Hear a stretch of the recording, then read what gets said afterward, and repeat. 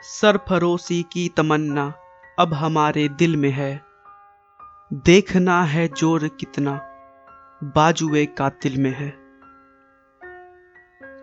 शहीद भगत सिंह, जिन्हें 23 मार्च 1931 को 23 वर्ष 5 महीने और 23 दिन के अल्प आयु में ब्रिटिश सरकार द्वारा सुखदेव और राजगुरु के साथ फांसी की सजा दी गई। अगर भगत सिंह चाहते तो माफी मांगकर फांसी से बच सकते थे, लेकिन मातृभूमि के इस सच्चे सपूत को झुकना पसंद नहीं था। उनका मानना था कि जिंदगी तो अपने दम पर जी जाती है, दूसरों के कंधे पे तो जनाजे उठा करते हैं। भगत सिंह की विचारधारा महात्मा गांधी से बिल्कुल ही अलग थी। उनका मानना था कि अगर हमें आजाद होना है तो ईंट का जवाब पत्थर से देना ही होगा। वो कहते थे कि जब शक्ति का दुरुपयोग हो तो वो हिंसा बन जाती है, लेकिन जब शक्ति का प्रयोग किसी सही कार्य को करने में कर रहे हैं तो वह न्याय का एक रूप बन जाती है।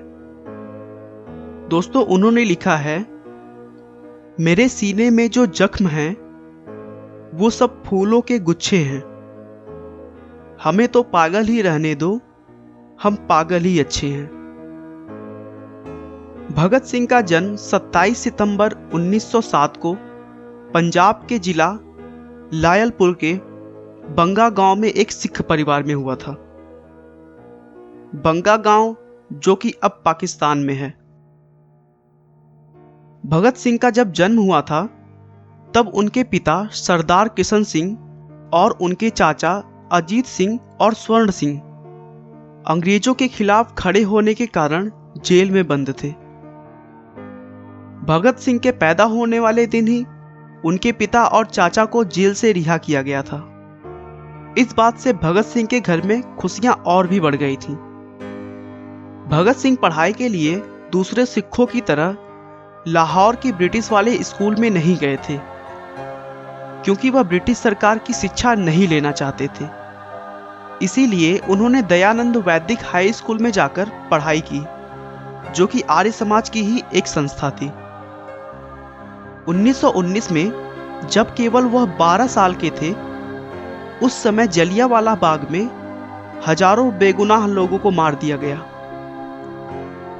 उनके दिमाग में यह बात ठेस कर गई थी। इसीलिए 14 वर्ष की आयु में ही अपने और अपने देश की रक्षा के लिए उन्होंने अंग्रेजों को मारना शुरू कर दिया था।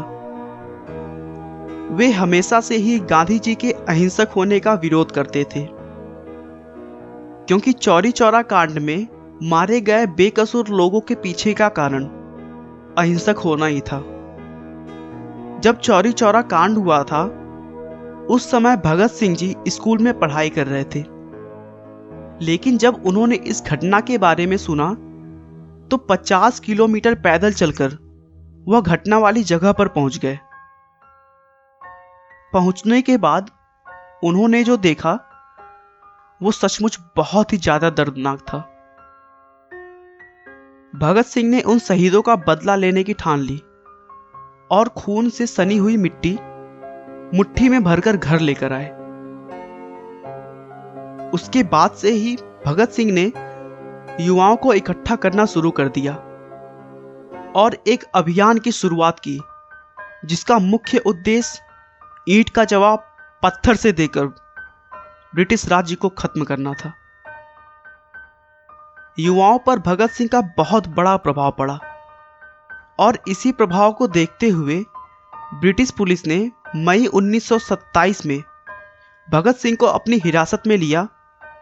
उनके ऊपर यह आरोप लगाया कि वे अक्टूबर 1926 में हुए लाहौर बम धमाके में शामिल थे। हालांकि हिरासत में लेने के 5 हफ्तों बाद उन्हें जमानत पर रिहा कर दिया गया था। ब्रिटिश सरकार मजदूरों के विरोध में एक बिल पारित करवाना चाहती थी, क्योंकि उन्हें भारतीय आम लोगों की परेशानियों से कुछ भी लेना देना नहीं था। लेकिन भगत सिंह चंद्रशेखर आजाद और उनके दल को यह बिल्कुल भी मंजूर नहीं था कि देश के आम इंसान जिनकी हालत पहले से ही गुलामी के कारण खराब हो रखी है वो और खराब हो जाए। इसी बिल का विरोध करने के लिए भगत सिंह और उनके साथी बटुकेश्वर दत्त ने दिल्ली की केंद्रीय असेंबली में 8 अप्रैल 1929 को बम फेंके। बम फेंकने का मकसद किसी की जान लेना नहीं था। उस बम के निर्माण के समय उसमें विस्फोटक की मात्रा नहीं के बराबर थी।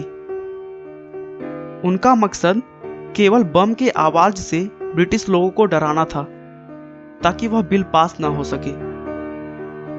बम फेंकने के बाद भगत सिंह और उनके साथी ने अपनी इच्छा से गिरफ्तारी दे दी ताकि यह बात पूरे देश में फैल जाए और देश के अन्य भारतीय लोगों के अंदर भी स्वतंत्रता की भावना पैदा हो सके।